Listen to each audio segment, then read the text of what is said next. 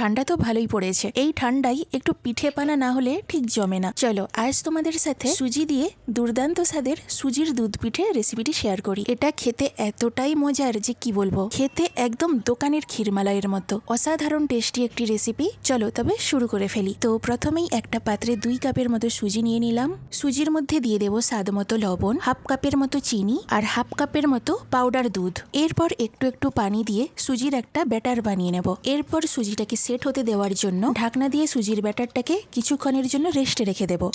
তো কিছুক্ষণ পর সুজিটা যখন সেট হয়ে যাবে তখন এর মধ্যে একটা ডিম ফাটিয়ে দিয়ে দেব। ডিমটা এবার সুজির সাথে খুব ভালো করে মিশিয়ে নেব। এখানে আমি আরও একটা জিনিস দিয়েছি যেটা তোমাদের সাথে শেয়ার করা হয়নি, ভিডিওটাই করা হয়নি, মানে ক্যামেরাটা কোনো ক্রমে বন্ধ হয়ে গিয়েছিল। এর মধ্যে আমি 1 চিমটির মতো বেকিং পাউডার দিয়েছি। তো মোটামুটি সুজির মধ্যে সবকিছু খুব ভালো করে মিশিয়ে নিয়েছি।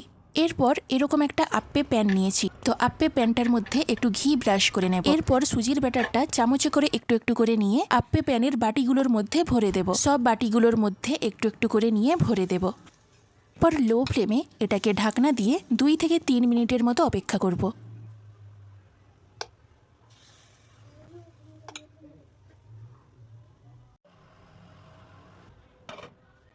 তো আমি 3 মিনিট পর ফিরে এলাম। এগুলো কত সুন্দরভাবে ফুলে উঠেছে। এরপর এগুলোকে একটা করে তুলে নেব। বাকি সুজির ব্যাটারটা দিয়ে ঠিক এইভাবে সবগুলো বানিয়ে নেব। তো মোটামুটি আমার সবগুলো বানানো হয়ে গেছে। এগুলো কতটা সফট হয়েছে দেখো। তো এরপর একটা কড়াইয়ে আমি 1.5 লিটারের মতো দুধ নিয়েছি। দুধটাকে ফুটিয়ে একদম ঘন করে নেব। সুন্দর একটা ফ্লেভারের জন্য এর মধ্যে কয়েকটা এলাচ ফাটিয়ে দিয়ে দেব। মিষ্টির জন্য 2 টেবিল চামচ চিনি দিয়ে দেব। আর সুন্দর একটা কালারের জন্য দিয়ে দেবো কয়েকটা কেশর। তবে হ্যাঁ, তোমরা চিনির পরিবর্তে গুড় দিয়েও এটা বানাতে পারো। তবে গুড় দেওয়ার সময় আগে সেটাকে টেস্ট করে নিতে হবে যে দুধটা কেটে যাবে কিনা। তো মোটামুটি দুধটাকে অনেকক্ষণ ধরে আমি ফুটিয়ে নিয়েছি। দুধটা ফুটতে কড়াইয়ের গায়ে দেখবে অনেক মালাই লেগে থাকবে, ওগুলো কিন্তু ছাড়িয়ে নিতে হবে, তাহলে টেস্টটা আরও ভালো হবে।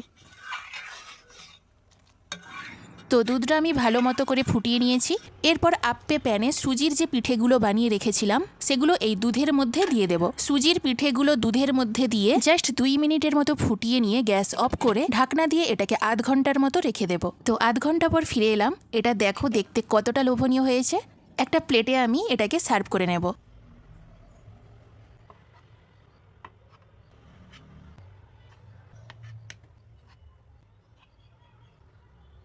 একটা পিঠে আমি কেটে দেখাচ্ছি, দেখো পিঠেগুলো কতটা সফট হয়েছে। দেখো দুধটাও পিঠের মধ্যে খুব ভালো করেই ঢুকে গেছে। আর খেতে এতটাই টেস্টি যে কি বলবো। আমি তো আবার এটাকে ফ্রিজে রাখার পর খেয়েছিলাম, আমার যেন খেতে এত ভালো লেগেছিল যে কি বলবো। বাড়িতে একবার হলেও এটা বানিও। আর রেসিপিটি তোমাদের কেমন লাগলো কমেন্ট করে সেটা জানিও।